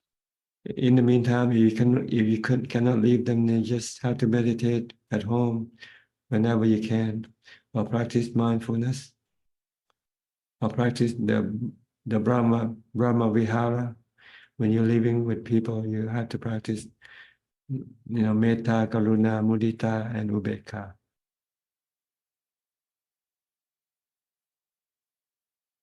So that you don't lose your precious time doing everything else, but not Dhamma.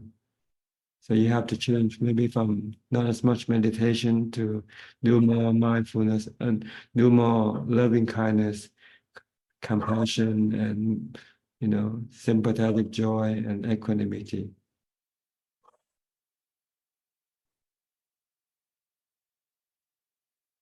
Is that clear? Very clear. Thank you so much. Okay. Just think of it, maybe it's not too far away. A few more years and they'll be gone to college or something, then you can probably be free and do whatever you like.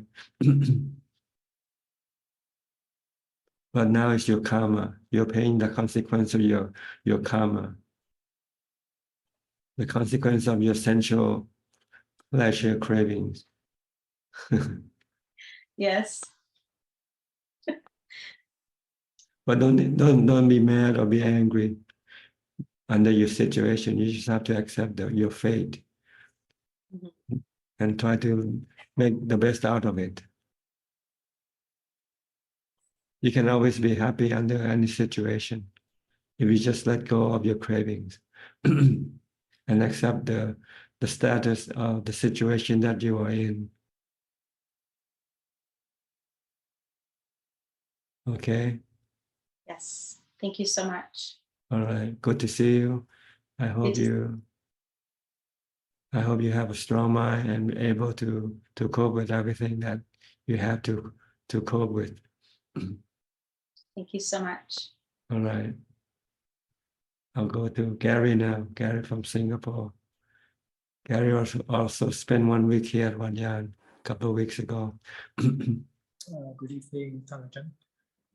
Hope you get well soon. How was your experience here? Did you find it enjoyable? Yeah, in fact, the first few days were quite cold, but I enjoyed the situation part, especially in the evening. In the beginning, it was trying to settle in for the first few days. And subsequent, when I got used to the environment, I do not need a candle. I thought I need a candle. I lit a candle for the first, I think, 3 to 4 days. Then afterwards, the moonlight was, once the eyes get acquainted, I just do my chongkong without the light. Huh? Without just the use light. the moonlight. Yeah. Yeah. It's bright enough. Yeah, it's bright enough. And the last few nights were better when I practice. I mean, I'm trying to. Next time you have to stay longer. I think I should. Yeah. I think I should. Looking forward to it. Okay. Yeah. All right. No question tonight? Questions. Okay, Ajaan, sometimes when there's aversive feelings arises towards, like aversive emotion arises towards someone that we perceive as unfriendly, when we notice of such emotions, we just watch it as Don't react. You do not react. Don't watch, because the more you watch, the more you want to react. So try to ignore it by reciting the mantra Bhutto Bhutto. So don't watch it, just recite the mantra. Just try to forget it. Try to concentrate on mantra Bhutto Bhutto instead. Okay. Right. Thank you very much, Ajahn. All right. Next, Samanji from Sri Lanka. So I keep you waiting. Hello, Ajahn. Nice to see you. Yes, nice to see you too. I wish you speedy recovery. I heard that you are down with a cold. Yes. Yeah, I'm almost well now. Yeah. All the fever is gone. So Happy to hear that. Yeah. I have a couple of questions, Ajahn. Now, like in many Buddhist countries, we have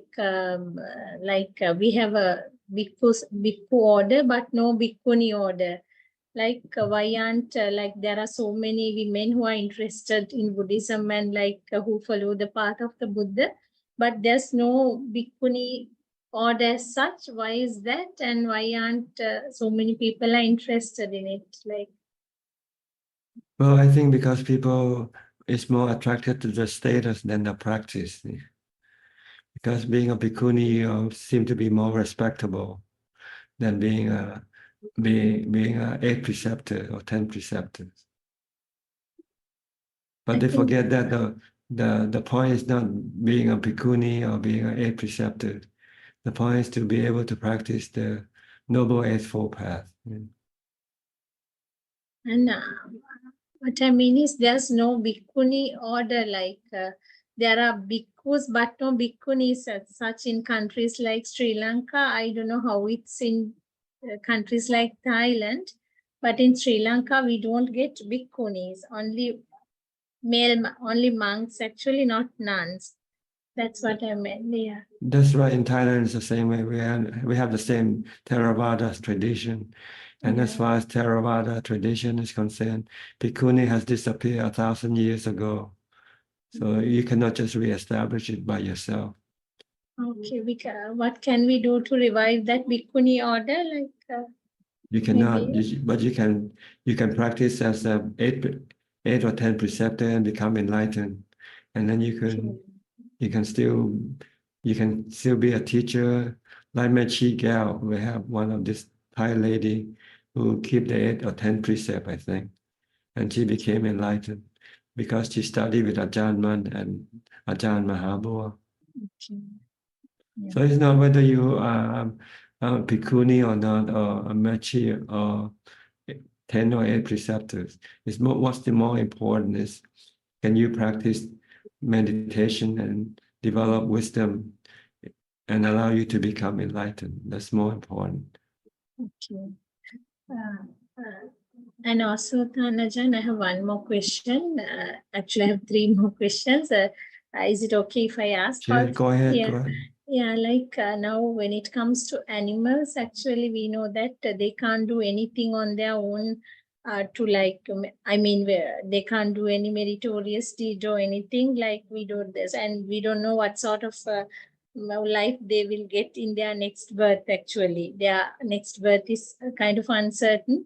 So for example, a cat or maybe a tiger or a lion or somebody, they usually depend on other animal flesh, they may kill animals and then eat them. So do they acquire bad merit? Do they acquire any sort of sin by committing those deeds, because they are animals and they don't know that they are committing a bad karma, yet still they acquire bad karma? That's right.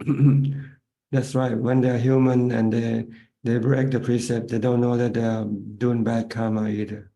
So they're paying the consequence of their ignorance.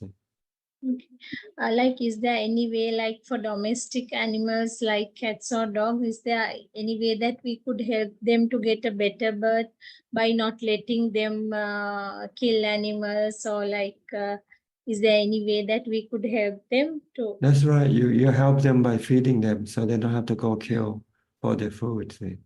Okay. And they're most likely to get a bad birth anyway, if a cat is like, for example, if it's a cat in this birth, is it more likely for the cat to be born as a cat or in animal realm again?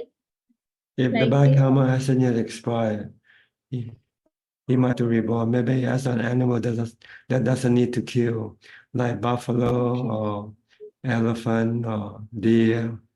They are vegetarians and they can become vegetarian animal. And then eventually they will then be free from the bad karma. Okay. And then they can return as a human being again.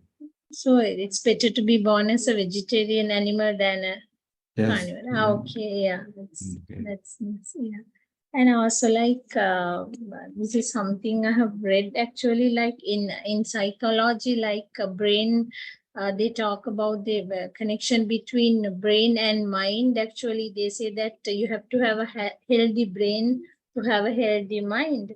Like, what's the Buddhist perspective, Thanajan? Like, what's the difference between brain and mind? Like in Western, like in Western psychology, like brain is kind of the material thing and mind is the emotional side of it. Like how can we, in a Buddhist perspective, how would you define that brain-mind difference? The brain is just part of the body. It's this physical part. Okay. It cannot have. It doesn't have the ability to think or to know anything. Okay. So the one that know and think is called the knowing element of the mind. Okay. Yeah, so the mind has two sides to it. It has the emotional side and the intellectual side to it. Okay, and emotional side is also called heart. Last week you told me. That's yeah. right. Sometimes it's called heart. Yeah. And the intellectual side is called the mind or the chitta. Okay. Yeah, and also I have one more question, Thanajan. Like some diseases are like genetic. Like if our parents have that disease, we might get it. Like maybe, but according to Buddhism, like most of the diseases and this our present status is mostly due to our past karma. So what? Like, can we say that we can, in a Buddhist perspective, like, can we say that we can get genetic diseases, like, because everything depends on our past karma? Not everything. Our past karma is one of the factors, not the only factors. There are other factors that can also cause us to have a certain type of body. So maybe sometimes we could have good karma, but we just happen to be unlucky and get a body from a father, mother who has some genetic defects. So it's not only bad karma that determines what type of birth you will. So that you genetic will have. Yeah. diseases are possible. Okay. That's right. It could be because just unfortunate for you to to get this body. Okay. Yeah. Yes, and also Thanajan, last I think not last week, maybe 2 weeks back, like I asked a question. Actually, admin forwarded that question to you. Like there I asked, like when, like for example, if a child is born, like maybe with some kind of a disease, like maybe like our due to advancement of medicine, like he undergoes a surgery and he's fully recovered. I'm just giving an example. Like in such a case, like can we say that maybe he's born like that with that disease due to a bad karma? Like maybe, but due to the advancement of science, due to this surgical advancement, he's cured. Like how can we explain such sort of a scenario, like in a Buddhist perspective, like? Well, according to Buddha, who said that the working of the law of karma is imponderable for us. So don't worry about it. Don't think about it. Okay. Yeah, okay. Because they're beyond our intellectual ability to be able to really understand the working of the law of karma. Okay. But just understand it generally that good karma brings good result and bad karma bring bad results. But there are some other factors that can affect this result also. That's all. Okay. Okay, Thanajan. Okay, then that's all I have to ask actually. Okay. Nice talking to you. Yeah. Okay, good to see you. Come in again Yeah, whenever same you here. feel Yes, like. sure will do. Yeah. Okay. Thank you.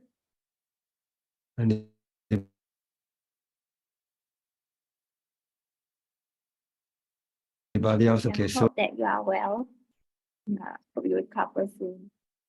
yes, I'm recovering from my cold. I'm all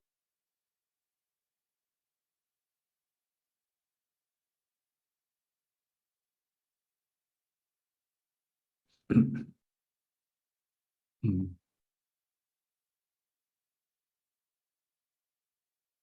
That you are well.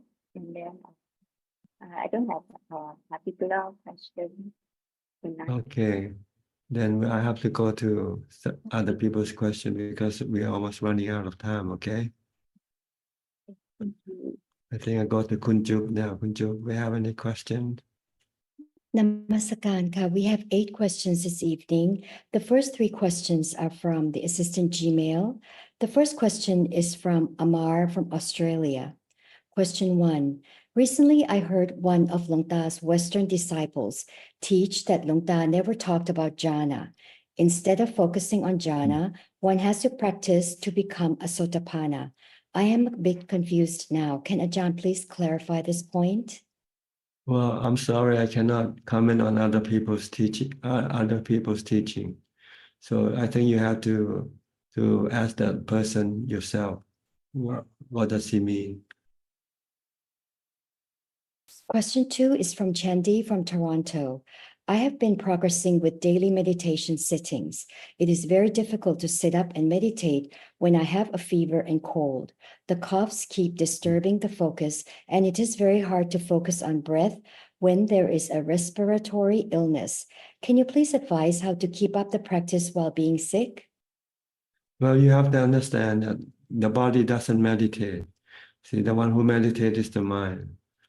And the mind doesn't get sick with the body. So you can meditate anytime, regardless of the situation of the body. What you need in order to succeed in your meditation is mindfulness. So if you can recite mantra, Bhutto, Bhutto, you can do this in any posture, standing, sitting, walking, or lying down. Or watch your breath, whichever method that you like to use. You can meditate anytime, anywhere, regardless of the situation of the body. Question 3 is it okay to meditate lying down? I've been contemplating on the sickness aspect of aging, sickness, and death.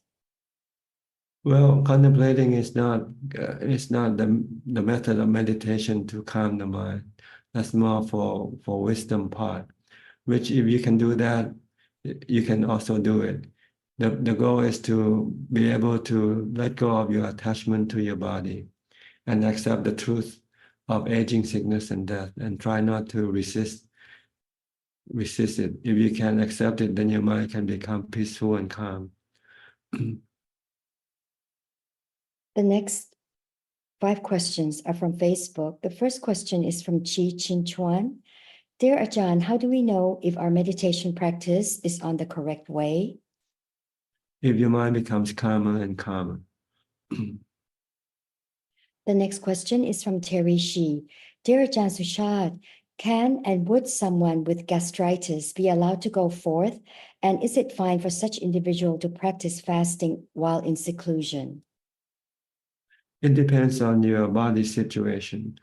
If your body can take fasting without having any adverse effect, and if it is suitable for your character, then you can do it.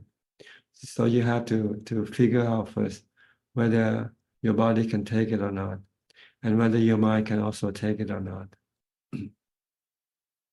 The next 2 questions are from Tanik. Does it matter if I repeat Bhutto or something else? If it makes your mind calm, it doesn't matter which one you want to use. The goal is to stop thinking and still your mind. The next question is how to be reborn as a monk in the next life. Be a monk now. So when you're born The as a next human again, then you want to become a monk again. The next question is from Go Winston. If you're heavily in debt to others and out of a sudden you die, does one need to pay back the debts in the next life? I don't know, because it's the law of karma. So don't worry about it. Let the law of karma take its course when it happens. And the last question is from Lee Tekhwa. Hi, Ajaan. In 2 months' time, the Chinese will be celebrating Chengbeng, whereby they will go to the temples to make food offerings to the deceased. Very often, the food will be thrown away after the prayer session because it will be dirty by then. Some will also burn paper items to be offered to the deceased. Can you please advise if such practice is all right? Otherwise, can Ajaan please advise what's the best way to celebrate Chengbeng? Thank you. Well, first of all, the dead cannot eat the food, right? So why offer the food to the dead? We should offer the food to the living, and just offer the dead with incense and candles and so forth. So separate the two from each other. You can maybe wrap the food, protect the food from getting dirty, and then when you finish with your worship, then you can then give food to the poor people. And this way you will do some dana or charity. That is Okay. all, Ka. That's all the question. All right. I think that's about the time we have for today. Thank you very much for your companion. I hope this meeting can be beneficial to you and help you advance in your practice. In the meantime, please be safe, be mindful, and keep on practicing. And if all goes well, I'll see you all at the same time next week. Thank you and goodbye. กราบสาธุเจ้าค่ะ Thank you, Prajaan. Sadhu, sadhu, sadhu. Okay, everyone. Thank you, Amin. Good night, everyone. Thank you so much for this. Goodbye, everyone. Take care. Bye bye. Good job. Bye, Job. ขอบคุณป้าจุ๊บพี่นกกับพี่บอยด้วยนะครับ